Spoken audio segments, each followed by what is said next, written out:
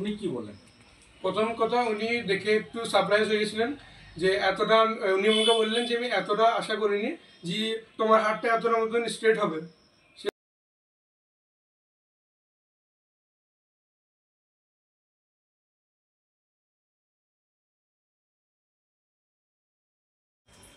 নমস্কার, আমি doctor Tapas Kumar Saha, PT, consultant physiotherapist, MPT অর্থ।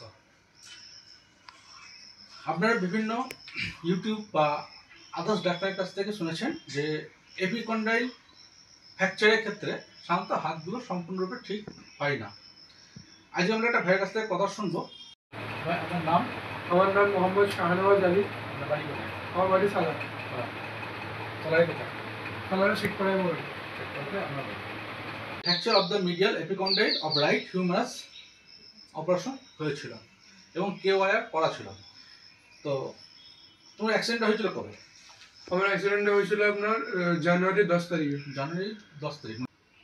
তারপরে তুমি কি করলে? তারপরে আমি আমাদের নিয়ারেস্ট যে এক্স রে আছে ওখানে এক্স রেটা করলাম। তারপরে আপনার তোমার সারা হ্যাঁ, আমার অ্যাড্রেস হচ্ছে সালার আমার বাড়ি। আমি ওখানে আমার এক্স রেটা করালাম। তার 2 দিন বাদে আমি গেলাম কলকাতার বজবজের শহরের জিমস হসপিটাল। ওইখানে গিয়ে আমার যে অপারেশন দেখাশোনা করার পরে অপারেশনটা হলো আমার জানুয়ারি 13 তারিখে 2025 সালে। জানুয়ারি 13 তারিখ 2025 সালে তোমার অপারেশন হওয়ার পর তুমি আমার কাছে কবে এসেছিলে? আমি আপনার কাছে এসেছিলাম, আমার কেওয়ারটা দেওয়া ছিল, তার কেওয়ার রিমুভাল করার পরে এসেছিলাম আমি। মোটামুটি কতদিন পর? তাও মোটামুটি 2 মাস পরে এসেছি আমি। 2 মাস পরে, মানে জানুয়ারি 13 তারিখ অপারেশন হচ্ছে, ফেব্রুয়ারি 13, মার্চের 13, মার্চের লাস্ট উইক নাগাদ তোমার কাছে এসেছি আমি। ঠিক আছে। তো তুমি যখন এসেছিলে তোমার হাতের পজিশন কি ছিল? আমার হাতে পজিশনটা মানে এতটা মতন আসছিল হাতটা আমার। তারপরে বাকিটা আমি করতে পারছিলাম না, স্ট্রেট করতে পারছিলাম না, এতটা মতন ছিল আমার। আর এটাকে আমি ফোল্ডও করতে পারছিলাম না, ভাঁজ করতে পারছিলাম না। তার জন্য ওইটার সমস্যা ছিল বলে আমি ফিজিওথেরাপি রেফার করেছিল। তার জন্য আমি আপনার কাছে আসি। আমার কাছে কীভাবে মানে পৌঁছালে?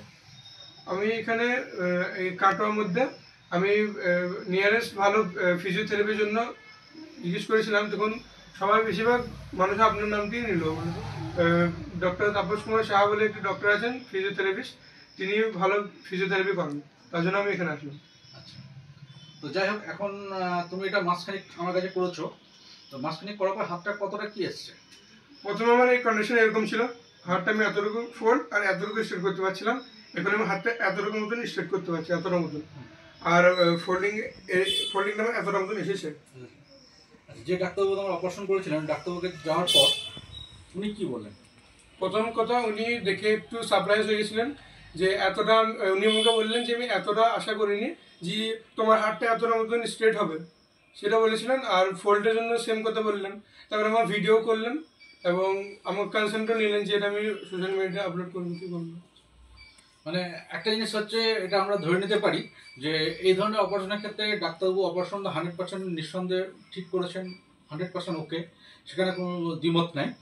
কিন্তু অ্যাজ পার ফিজিওথেরাপিস্টের কাছে যাওয়ার পর সেই জিনিসগুলো সেইভাবে রিকভারি রেশিও উনি পান না। তোমার ক্ষেত্রে সেই রেশিওটা উনি পেয়ে এটাতে উনি আশ্চর্য হয়েছেন। তোমার হাতটা এত তাড়াতাড়ি এতটা আসবে এটা উনি আশা করেননি। ঠিক আছে।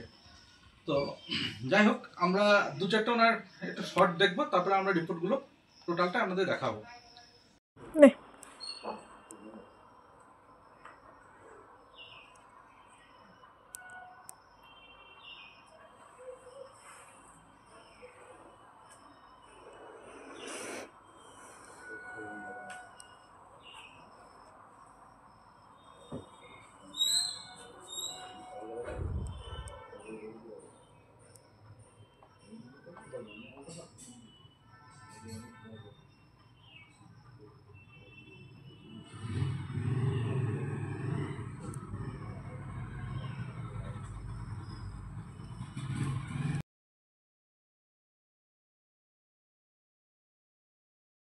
Of medial epicondyle of right humerus operated. Summary, যে ডিসচার্জ টাইমটা লেখা আছে এক্স রে হলো হোল ইউনিট হেলথ রাইট করলাম ফ্র্যাকচার, এটা হচ্ছে হিস্ট্রি, এটা হচ্ছে ফিজিক্যাল এক্সামিনেশন, এটা হচ্ছে ইনভেস্টিগেশন। টোটাল এখানে দেওয়া আছে।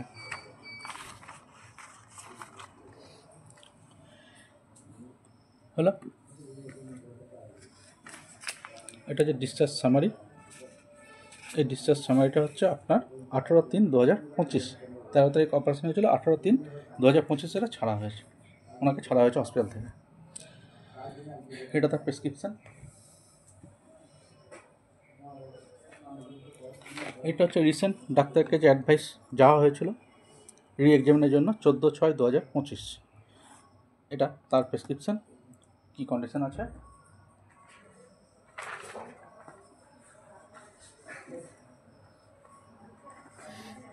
এটা হচ্ছে সিটি স্ক্যান, কন্ডাইলে যে সিটি স্ক্যান করা হয়েছিল, এখানে লেখা আছে fracture distal humerus seen involving anterior aspect.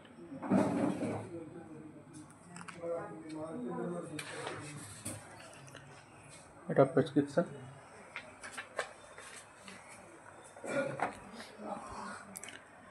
এটা হচ্ছে আপনার এক্স-রে রিপোর্ট টোটাল।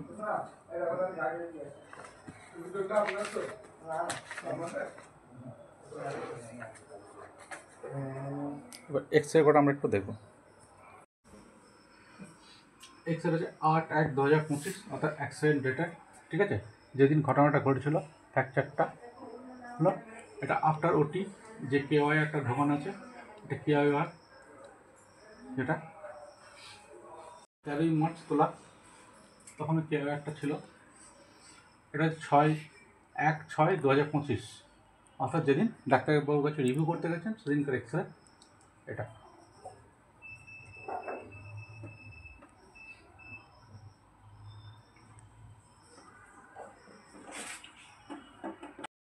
ফিজিওথেরাপিস্ট আপনাকে বলে থাকবে যে এটা অপারেশন করার পর কেওয়ার থাকাকালীন আপনার আমাদের কাছে আসা উচিত, নিশ্চয়ই আসা উচিত।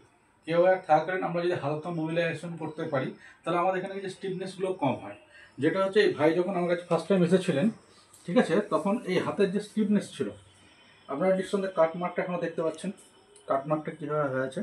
তো এর যখন ফার্স্ট টাইম আমাদের কাছে এসেছিল তখন এই অংশগুলো পুরোটা কী ছিল, শক্ত ছিল। এখন আর সেই শক্ত ভাবটা নেই, এটাকে নরম করা হয়েছে এবং নরম করার জন্য আজকে হাতটা এত এসছে।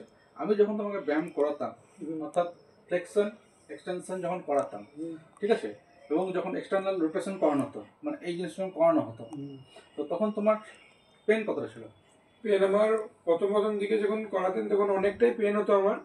তারপরে আস্তে আস্তে ফিজিওথেরাপি করতে করতে আমার পেনটা অনেকটা কম হয়েছে। যখন এগুলো সফটনেস চলে এলো তারপরে পেনটা কম হয়েছে, বা তোমার তখন হাতটা ফ্রিও হয়েছে। আগে হাতটা একটা হেভিনেস ছিল, একটা ভারী ছিল, ঠিক আছে, মনে হয় হাতটা একটা ভারী, হাতটা একটা জাম হয়ে আছে সবসময়তে। এখন সেই এই যে ফ্লেক্সন বা এক্সটেনশন আমরা যেগুলো করছি, ঠিক আছে, বা এক্সটার্নাল রোটেশন আমরা যেগুলো করছি, এগুলোতে কি আর ভারী বা সেই ধরনের লাগছে না? সেরকম টাইপের ভারী লাগছে না, আর ব্যথাটাও কমেছে না, ব্যথাটা কম আছে। তো আমরা এটাই বলতে চাই যে সঠিকভাবে সঠিক পদ্ধতিতে ফিজিওথেরাপি করলে যে কোনো জিনিসই ঠিক হওয়া সম্ভব, এইটাই প্রমাণ সহ আমরা আপনাদেরকে দেখাচ্ছি। এবং আমাদের কাছে অনুরোধ, যারা যেখান থেকে ভিডিওটাকে দেখছেন তারা সেখান থেকে কমেন্ট করুন। এই ধরনের কোনো অসুবিধা থাকলে আমার সাথে যোগাযোগ করুন, আমার নাম্বার দেওয়া থাকলো, আমার সাথে কন্ট্যাক্ট করুন, আমার কাছে আসুন। অন্য কোনো কারোর কাছে গিয়ে, কোনো ফিজিওথেরাপিস্টের কাছে গিয়ে যদি কাজ না হয়ে থাকে আপনি আসুন, আমি আমার দ্বারা যতটা সম্ভব চেষ্টা করে দেখব। আর অবশ্যই এটা আমাদের প্রিয়জনের কাছে এই ভিডিওটা শেয়ার করবেন। আমার channel Swasthya acu physio YouTube channel এবং ফেসবুক পেজ আছে Swasthya multi speciality acu and physiotherapy centre বলে। নমস্কার।